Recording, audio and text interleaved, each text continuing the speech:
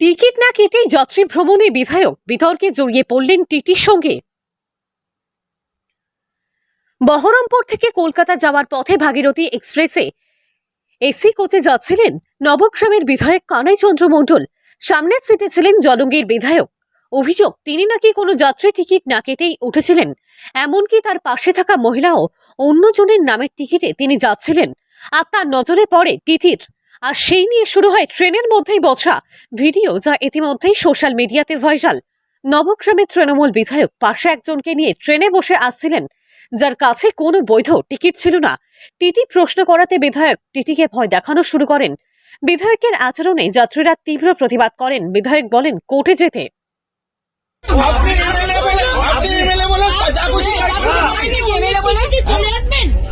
ট্রেনে এরকম একটা হ্যাজার্ড একটা ক্যাওয়াস সৃষ্টি করছেন, অন্যের টিকিটে চলে আসবেন।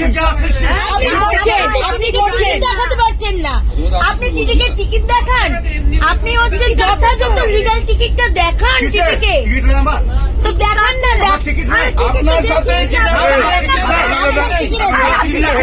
একটু সাহায্য দিন। কার টিকিট নেই?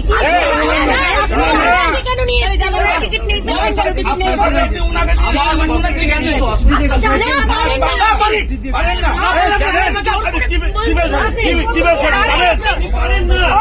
আপনি টিকিট না করে চলে আসবেন। সেটা হচ্ছে যে তার কমপ্লেন আছে তো দেখাতে পারছেন না, আপনি বলছেন না ওনার টিকিট নেই। আমার বৌদি যদি না আসে, আমার টিকিট জেনারেলের টিকিট তাহলে টিকিট আপনি এখানে বসবেন। হয় না এসব, আপনারা যা খুশি করছেন। উনার নামে রিজার্ভেশন নেই, কম্পিউটার হয়েছে না, উনার নামে নেই।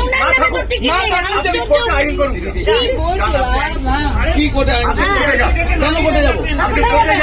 কেন যাবো কোর্টে? আপনি টিকিট ওখানে বসিয়ে রেখেছেন। আপনি ভাড়া না দেন, আমি মেমো করে না। আপনি কোর্টে যান, মেমো করে না। আপনি কোর্টে যান। আচ্ছা, পারবেন না, এই তো চলছে। আপনি বেশি বলবেন, আপনার লাশ বাইরে পড়ে থাকবে। এই তো চলছে দেশে। মুর্শিদাবাদ থেকে কৌশিক অধিকারীর রিপোর্ট, লোকাল 18 বাংলা।